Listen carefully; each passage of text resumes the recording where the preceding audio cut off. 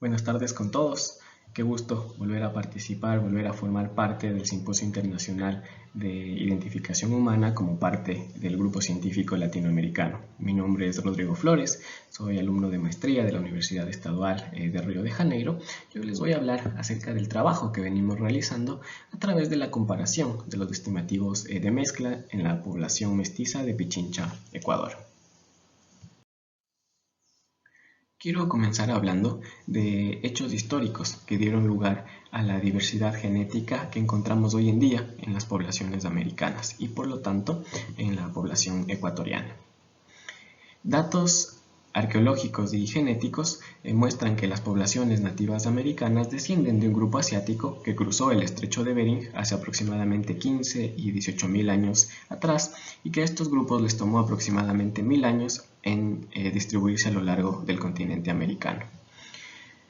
Otro hecho histórico muy importante ocurrió en 1492 con la llegada de los colonizadores europeos al continente americano, específicamente a mediados del siglo XVI, colonizadores españoles llegaron al territorio que actualmente hoy comprende el Ecuador, seguido de la llegada de esclavos africanos que procedían desde el Caribe, ya que aquí se formó uno de los principales puertos en los cuales llegaban contingentes de esclavos desde África y eran distribuidos desde el Caribe a las diferentes regiones del continente. Posteriormente, a partir del siglo XX, hay registros de que continuaron ocurriendo migraciones de diferentes poblaciones, tanto asiáticas y europeas, al territorio ecuatoriano, además de migraciones internas que se van dando dentro del territorio. Ahora bien, el Ecuador es un país pequeño, situado al noroeste de Sudamérica, y está compuesto por poblaciones que presentan una diversidad genética muy amplia, debido a los hechos históricos que les acabo de mencionar y que durante los últimos 5 siglos se han dado migraciones y una continua mezcla entre diferentes grupos poblacionales.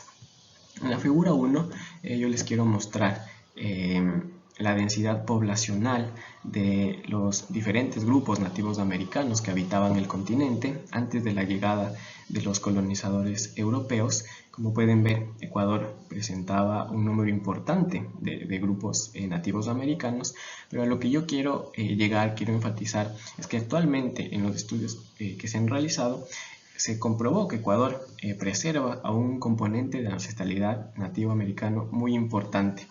Y como todos sabemos, durante la época colonial, la mayoría de los pueblos y poblaciones nativas americanas fueron eliminados.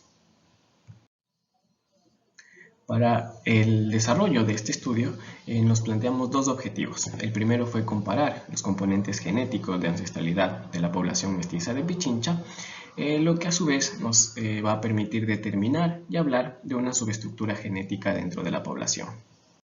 Para cumplir con los objetivos, nos planteamos una estrategia de muestreo que consistió en dividir a la muestra total, que consistía de 104 individuos, en dos submuestras. La primera submuestra, conformada por voluntarios de la Universidad de las Américas residentes en la zona urbana de la ciudad de Quito, y la segunda submuestra conformada por individuos que participaron en casos de paternidad de la Fiscalía General del Estado residentes en la zona periférica de la provincia de Pichincha. La figura 2 muestra la distribución de los lugares de residencia de cada individuo en las dos submuestras analizadas. Corresponde al mapa de la provincia de Pichincha. Y para mencionar, la provincia de Pichincha está conformada por la ciudad de Quito, que es la capital del territorio ecuatoriano. Los marcadores analizados en este estudio fueron de tipo indel, de inserción de lesión, lo que nos permite estudiar la subestructura y a la vez la mezcla presente en estas poblaciones. El primer conjunto de marcadores utilizados fueron marcadores autosómicos, que son informativos de ancestralidad. Estos fueron diseñados para mostrar diferentes frecuencias alélicas entre poblaciones ancestrales o geográficamente distantes, lo que nos permite inferir el probable origen continental de cada individuo y así estimar la distribución de componentes de ancestralidad de la población. El segundo conjunto de marcadores utilizados fueron en el cromosoma X. Estos fueron marcadores diseñados para identificación, pero presentan características como la recombinación únicamente en mujeres. Como sabemos, las mujeres presentan 2 cromosomas X y los hombres presentamos solo un cromosoma X, por lo tanto, la contribución genética de las mujeres en una población va a ser el doble de la contribución genética de los hombres, hablando específicamente en el cromosoma X. Por lo tanto, estas características y la comparación entre marcadores autosómicos y de cromosoma X nos va a permitir evidenciar patrones genéticos diferentes entre ambos sexos. Antes de hablar de los resultados de nuestro estudio, quiero hablar sobre estudios previos que se realizaron en la población mestiza ecuatoriana, por lo que traje aquí la figura 3, en donde representa la comparación de las proporciones de ancestralidad nativa americana, representada por las barras rojas, europea, representada por las barras lilas, y africana, representada por las barras naranjas. Estos estudios de igual manera fueron realizados utilizando los mismos marcadores informativos de ancestralidad. Como ustedes pueden observar, la proporción nativa americana es la mayor en cada uno de los estudios. Sin embargo, podemos observar claramente una contribución de ancestralidad diferenciada en cada uno de los estudios, dándonos ya un indicio de la posible existencia de subestructura genética en la población ecuatoriana.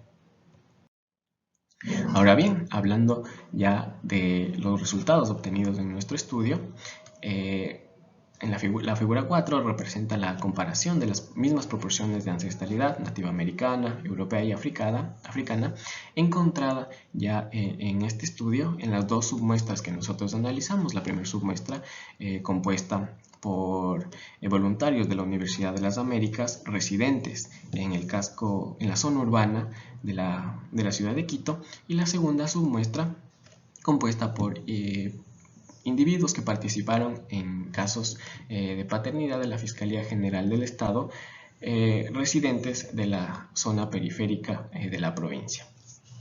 Aquí nosotros podemos observar de igual manera, de forma muy evidente, que existe una contribución de ancestralidad diferenciada en las 2 submuestras. De igual forma, el componente nativo americano es superior en las 2 submuestras, sin embargo, varía alrededor de un 35% entre una y otra submuestra.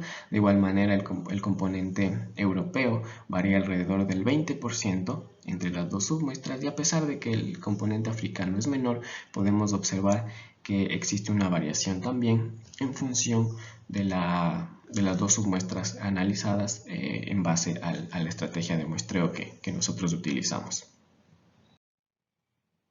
Ahora bien, con respecto a los resultados obtenidos analizando marcadores de cromosoma X, la figura 5 muestra la comparación de las mismas proporciones de ancestralidad nativa americana, europea, africana, encontrada en este estudio en las 2 submuestras analizadas.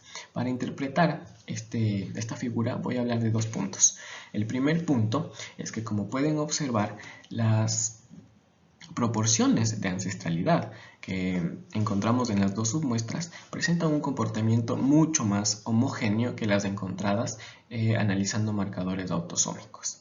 Esto nos da un indicio tal vez que la contribución diferenciada de ancestralidad tal vez está dada por vía paterna. El segundo punto que quiero hablar es que, como pueden ustedes observar, el componente africano que preserva el cromosoma X es mucho mayor al componente africano que nosotros encontramos en marcadores autosómicos, lo que nos sugiere también que quizás esta contribución africana en la población mestiza ecuatoriana está dada principalmente por vía materna.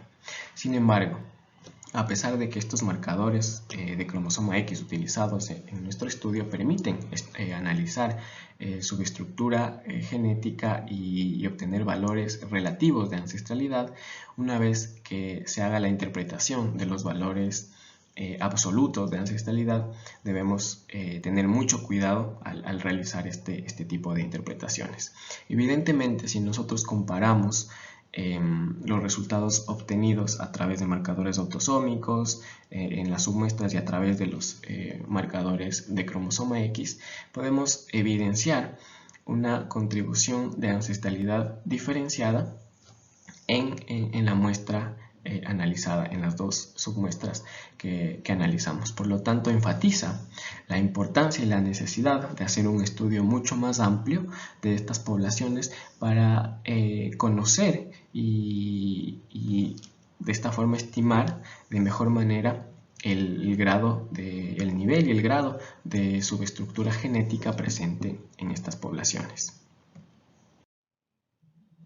Por lo tanto, ¿existe un diferente grado de subestructura genética en la población analizada? Evidentemente sí.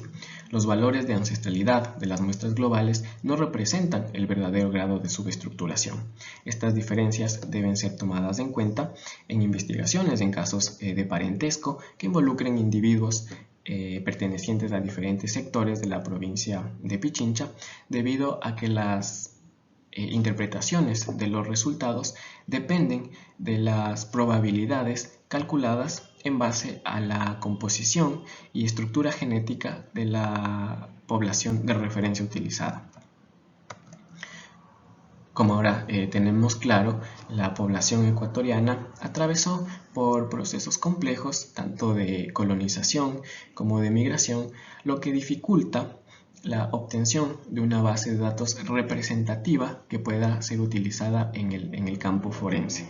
Por lo tanto, el uso de una única base de datos no necesariamente va a reflejar con precisión el nivel de subestructuración de la diversidad genética de las poblaciones, debido a que por lo general las bases de datos no cuentan con muestras estadísticamente aleatorias.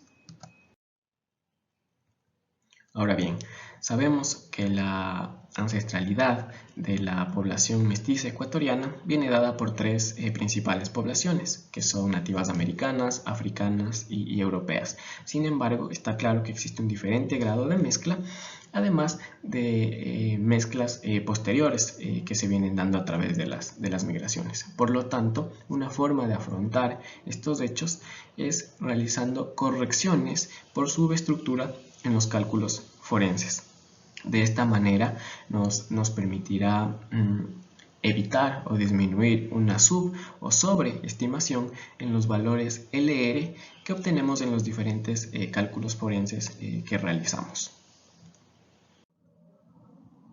Finalmente, a través de los resultados podemos concluir que es necesario realizar un estudio más detallado de los subgrupos poblacionales para entender de mejor manera el grado de subestructuración genética presente en la población, además de enfatizar las estrategias de muestreo, sobre todo en poblaciones mezcladas, que nos permitan la creación de bases de datos representativas que puedan ser aplicadas en el campo forense.